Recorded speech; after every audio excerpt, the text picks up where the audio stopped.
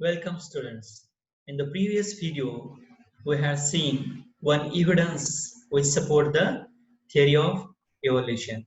Which is that evidence? That is the vestigial organs. And we have seen some examples of the vestigial organs. What is the definition of the vestigial organs?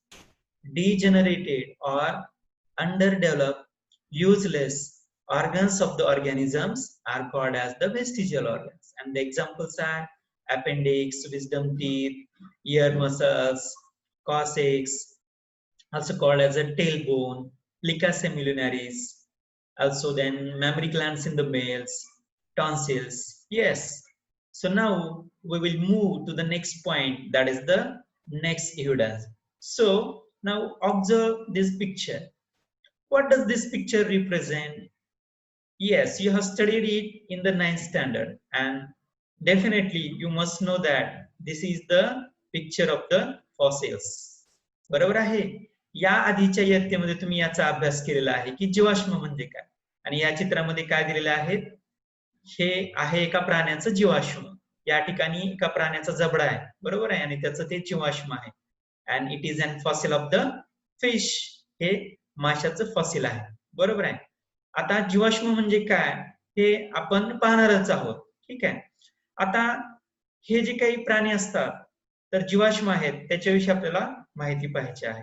So see a question may arise in your mind that the which organisms existed the millions of the years ago.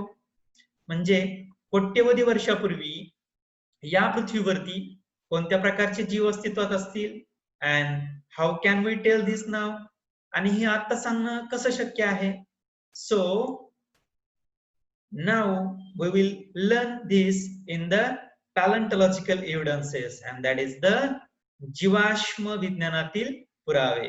Okay, so this secret, that means the which organisms existed millions of the years ago on the earth, this secret has been hidden in the earth.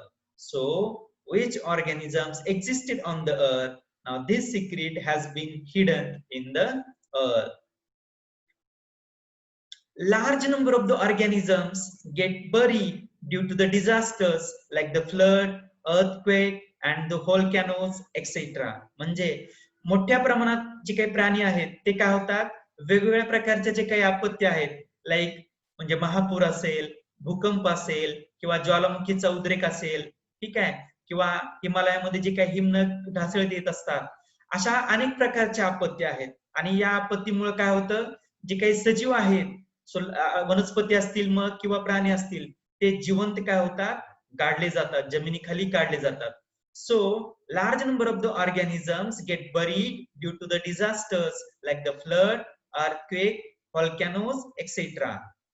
So मग हे जिवंतपणे जे काढलेले जे काही वनस्पती किंवा प्राणी आहेत ते काय होतात, अवशेषाच्या रूपामध्ये शिल्लक राहतात. So the remnants and the impressions of such organisms remain preserved underground. Remnants याचा अर्थ काय, अवशेष, आणि इम्प्रेशन्स याचा अर्थ काय, ठसे. मग ते प्राण्यांच्या पावलांचे ठसे असतील, ओके, तर ते काय होतात, जमिनीखाली गाडले जातात आणि जतन केले जातात. So these are called as the fossils. So what is mean by fossil? The large number of the organisms get buried due to the disasters like flood, earthquake, volcano etc. So the remnants and the impressions of such organisms remain preserved underground. These are called as the fossils. म्हणजे वनस्पती किंवा प्राणी जे की जमिनीखाली काढले जातात तर त्यांचे जे काही अवशेष आहेत किंवा त्यांचे जे ठसे आहेत त्यांचं जतन हे जमिनीखाली केलं जातं आणि या अवशेषांनाच किंवा या ठस्यांनाच आपण काय म्हणतो, फॉसिल्स असं म्हणतो. आता फक्त त्यांचे जे काही अवशेष आहेत किंवा त्यांचे जे ठसे आहेत यांनाच फॉसिल्स म्हणायचं का, तर नाही. तर काही वेळेला वनस्पती प्राणी जे आहेत त्यांचे जे काही एग्ज आहेत ते सुद्धा प्रिझर्व केले जातात. So they are also called as the fossil. किंवा काही वेळेला जे काही प्राण्यांचे जे काही बोन्स आहेत किंवा त्याचे जे काही पार्ट्स आहेत, they are also preserved underground. So they are also called as the fossils. किंवा काही वेळेला तर सूक्ष्म कीटक जे आहेत म्हणजे पानावरती एखादा सूक्ष्म कीटक येऊन बसतो आणि तो सुद्धा काय होतो, त्याच्या भोवती एखादं कव्हरिंग तयार होतं and that it remains preserved. So they are also called as the fossils. So you must understand what is mean by the fossils. So the study of the fossils is an important aspect of the study of the evolution. म्हणजे जीवाश्मांचा अभ्यास हा उत्क्रांतीच्या अभ्यासामधील एक महत्वाचा aspect म्हणजेच अंग आहे. That means if you have to study the evolution you must study the fossils. Now आता एखाद्या वनस्पतीचं किंवा प्राण्याचं जीवाश्म जे आहे ते किती वर्षापूर्वीचं आहे किंवा त्याचं एज किती आहे हे कसं शोधलं जातं. जसं की आता आपण प्रथमतः प्रश्न पाहिला होता की कोट्यवधी वर्षापूर्वी या पृथ्वीवरती कोणते सजीव अस्तित्वात असतील हे आता कसं सांगणं शक्य आहे. सो या सर्व प्रश्नांची उत्तरं, so all the answers to the questions we are going to the see. Okay, now see the age of the fossils is calculated by using a method, and this method is called as the carbon dating method. Now we have to see this method in detail. We know that carbon is an element and it exists or it has two isotopes, that is the C14 and C12. I think you must know that what is mean by isotopes. The elements having the same atomic number but different mass number, they are called as the isotopes. Okay, so now see introduction to the scientist. Carbon dating method म्हणजे कार्बनी वयमापन पद्धती is based upon the radioactive decay of the naturally occurring C14. म्हणजे कार्बनी वयमापन पद्धती ही निसर्गतः आढळणारा जो काही कार्बनचा isotope आहे म्हणजे C14 C40 त्या C14च्या रेडिओ ऍक्टिव्ह डिके म्हणजे किरणोत्सारी क्षयावरती म्हणजेच त्याच्या किरणोत्सारी ऱ्हासावरती आधारित आहे. And this method, that means carbon dating method, is developed by Willard Libby in 1954. Okay, you have to remember this method is developed by the scientist Willard Libby in 1954. Okay, 1954 मध्ये कार्बनी वयमापन पद्धतीचा शोध Willard Libby या वैज्ञानिकाने लावला. and he has been awarded with the Nobel Prize in 1960. आणि 1960 मध्ये यासाठीचं त्यांना पारितोषिक, कोणतं पारितोषिक मिळालं, त्यासाठी त्यांना नोबेल प्राइज मिळालं. So for this valuable invention, the age of the materials, or we can say that the age of the fossils determined by this method are published in the journal Radiocarbon. आणि मग कार्बनी वयमापन पद्धतीचा उपयोग करून ज्या ज्या पदार्थांची वय काढली जातात किंवा ज्या ज्या जीवाश्मांचं वय शोधलं जातं, all these are published in the journal and the name of the journal is the Radiocarbon.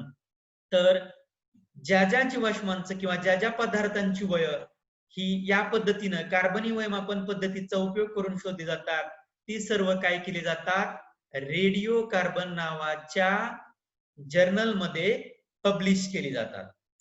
तुमच्या लक्षात आलं असेलच की कार्बनी वयमापन पद्धती कशावरती आधारित आहे, तर C14 हा जो काही कार्बनचा आयसोटोप आहे त्या कार्बन 14च्या किरणोत्सारी क्षयावरती आधारलेली ही पद्धत आहे जी शोधले विलार्ड लिबी यांनी 1954 मध्ये.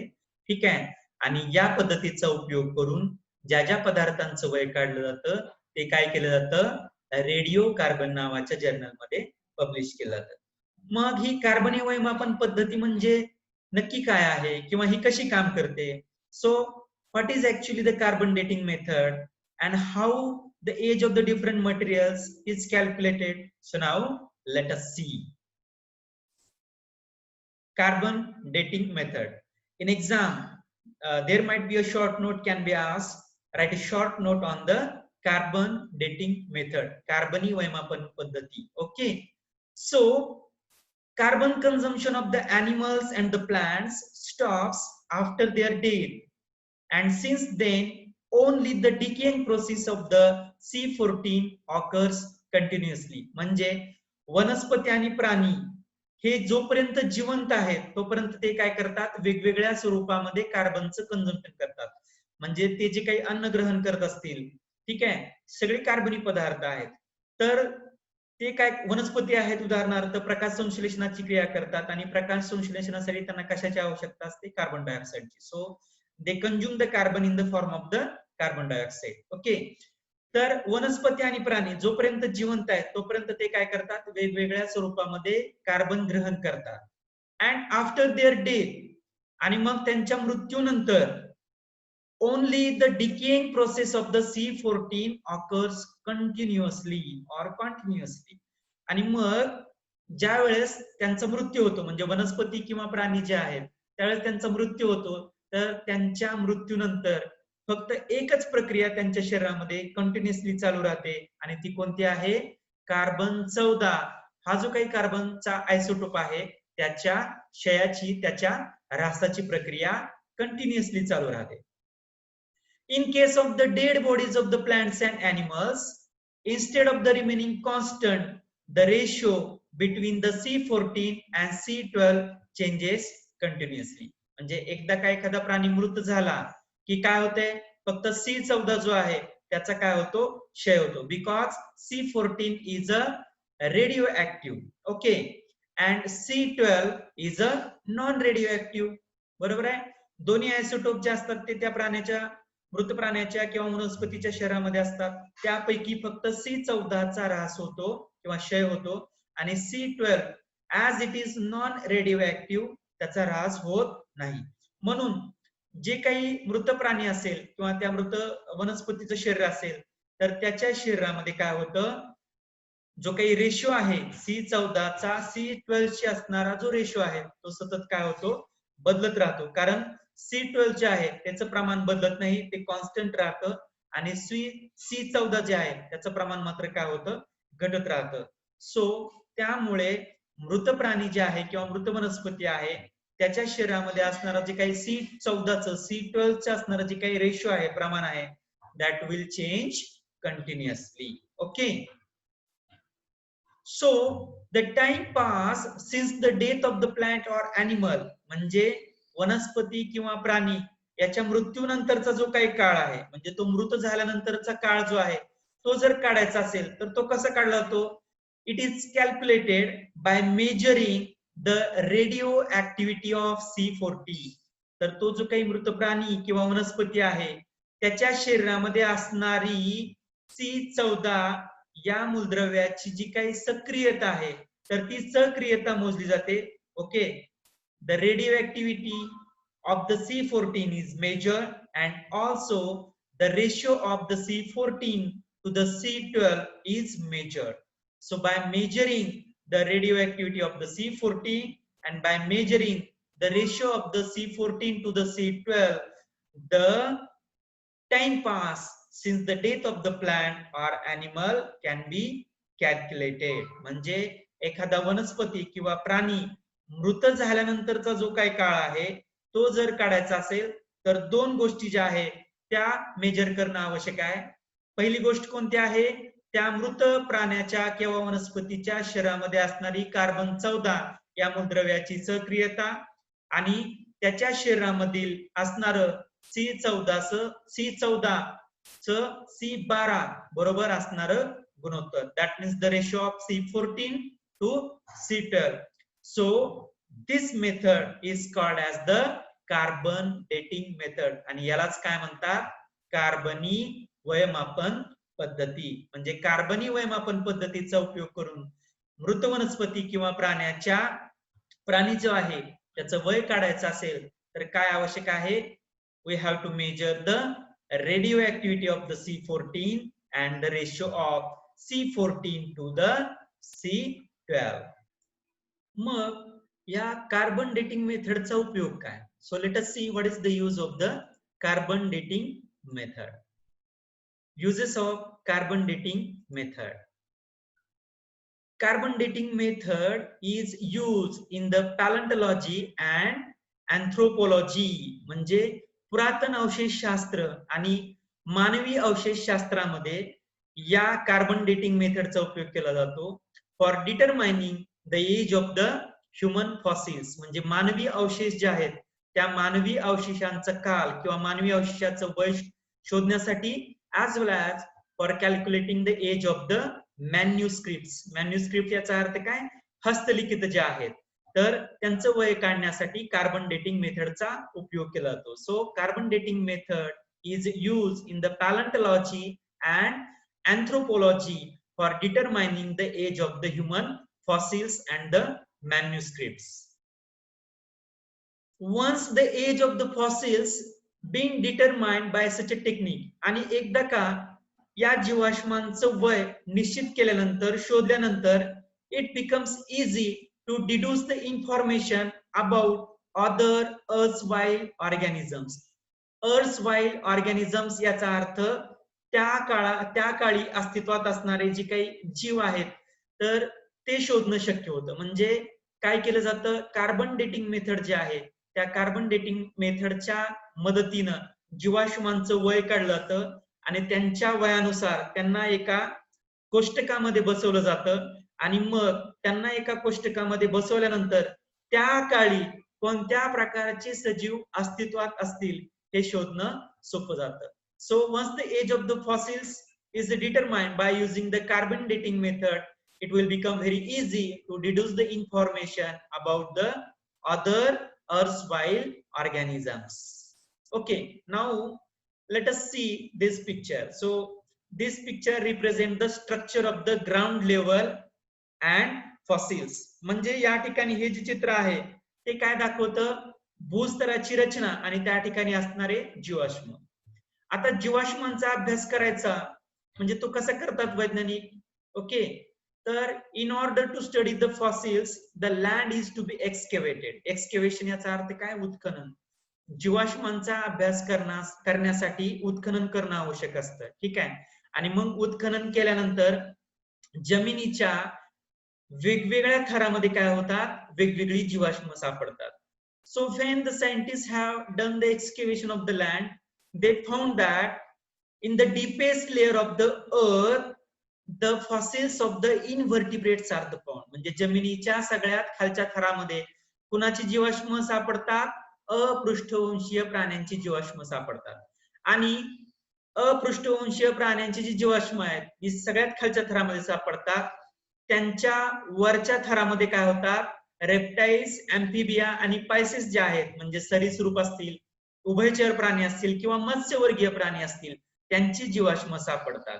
आणि हा जो काही इरा आहे म्हणजे या ठिकाणी हा जो काही इरा दाखवलेला आहे याला पॅलिओझोइक इरा असं म्हणतात, याला पुराजीव महाकल्प असं म्हणतात. म्हणजे पुरातन जे जीव आहेत त्यांची जीवाश्म याच्यामध्ये सापडतात, त्यामुळे याला पुराजीव महाकल्प असं म्हणतात.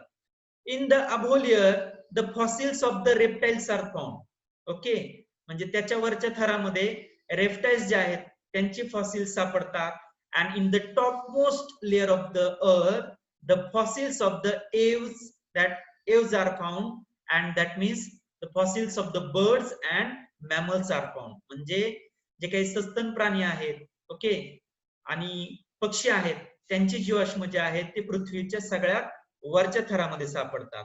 आणि सगळ्यात खालच्या थरामध्ये कुणाची जीवाश्म सापडतात, invertebrates. Okay, so if we have to remember the order, okay, so in the deepest layer the fossils of the invertebrates are found, then the fossils of the pisces are found, then the fossils of the amphibia are found, then the fossils of reptiles are found, and in the topmost layer the fossils of the aves and mammals are found. इथं लक्षात घ्या, पृथ्वीचा जो सगळ्यात वरचा थर आहे त्याच्यामध्ये दोन प्रकारची जीवाश्म सापडतात, एक म्हणजे पक्ष्यांची आणि दुसरी जी आहे ती कुणाची, सस्तन प्राण्यांची.